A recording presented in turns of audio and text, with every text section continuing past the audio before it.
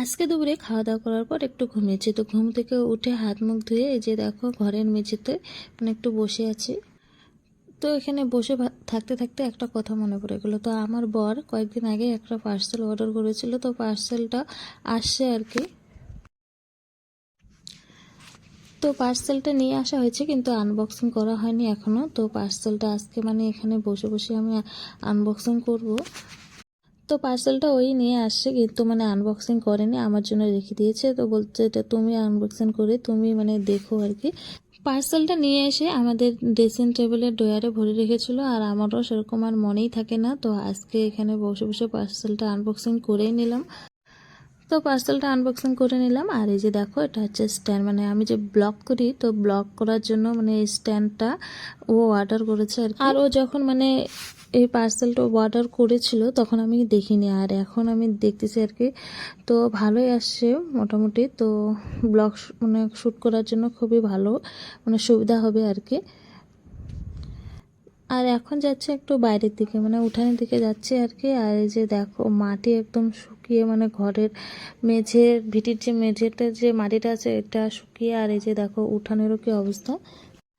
প্রতিদিনই তো জল তো আমি দেই উঠানে, তবুও দেখো উঠানের কি অবস্থা, একদম শুকিয়ে একদম মরুভূমির মতো হয়ে আছে। এই যে গাছের গোড়া যে মাটিটা, তো প্রতিদিন সকালবেলা 2 বালতি করে জল দিই গাছের গোড়াগুলোতে, তবুও গাছের গোড়ার মাটিটাও শুকিয়ে থাকে। আর এখন বাজে বিকেল 4:30। তো এখন থেকে তোমাদের সবাইকে শুভ বিকেল জানিয়ে শুরু করলাম আমার আরেকটি নতুন ব্লগ। তো আশা করছি তোমরা সবাই ভালো আছো, সুস্থ আছো, আর আমিও ভালো আছি। তো তোমরা সবাই পুরো ব্লগটির সঙ্গে থাকবে।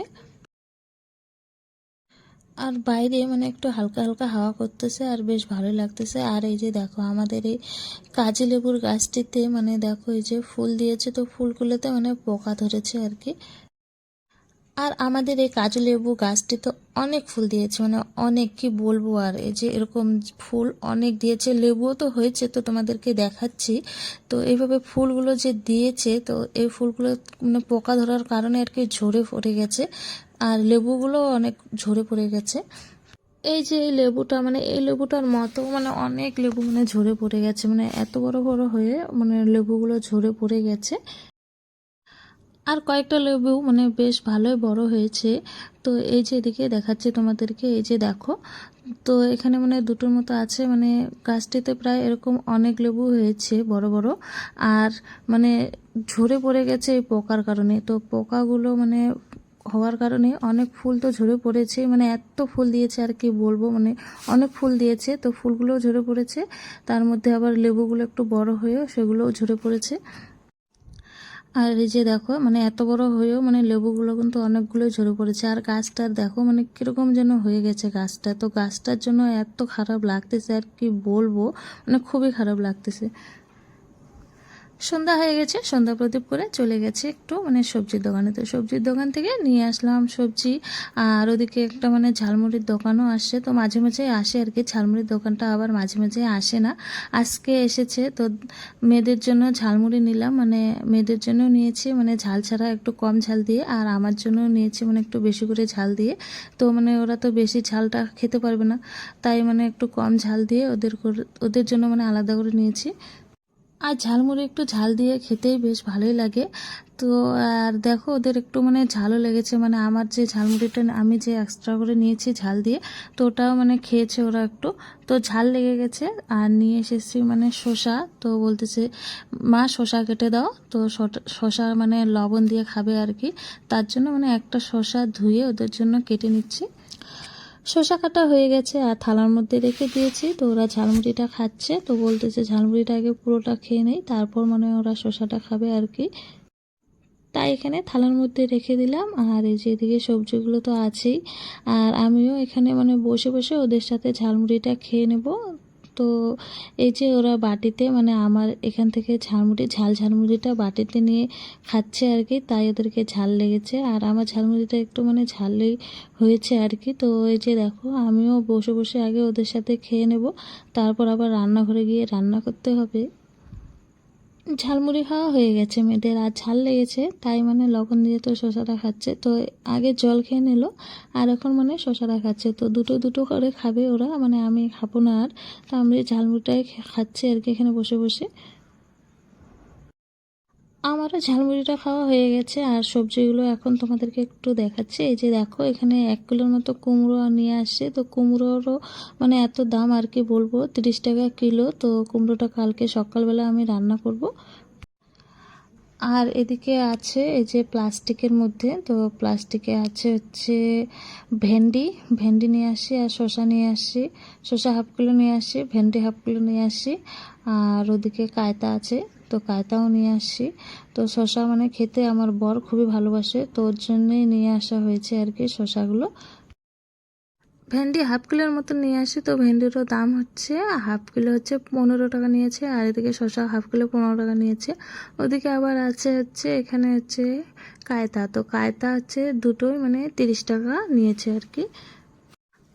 আর হচ্ছে আধা পাওয়ার মতো লঙ্কা নিয়ে আসি। লঙ্কা মানে আগেরে আছে বাড়িতে, তো মানে লঙ্কাগুলো শুকিয়ে গেছে, তাই মানে একটু করে নিলাম, বেশি নিইনি, মানে আধা পাওয়ার মতো নিয়েছি। এই যে দেখো লঙ্কাগুলো। আর এগুলো নিয়ে এখন চলে যাব রান্নাঘরে। তো রান্না ওদিকে বসিয়ে দেবো। আর মেয়েগুলো মানে খেয়ে নিয়ে এখন পড়তে বসে পড়েছে ওরা। আর আমি রান্নাঘরে গিয়ে এখন রান্না করব। তো ভাত আছে, সকালবেলার সবজি আছে, ভাত আছে। তো মেয়েগুলো বলতেছে যে ভেন্ডির ভাজা খাবে।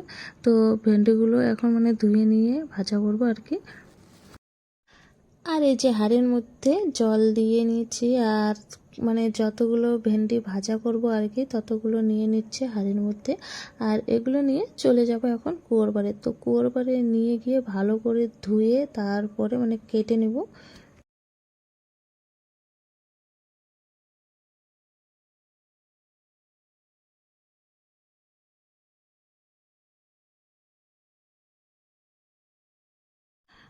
ভেন্ডিগুলো কুয়োর পাড় থেকে ধুয়ে নিয়ে এসে দেখো কেটে নিয়েছি ছোট ছোট করে একদম। তো এভাবে মানে ভাজা করে নেব।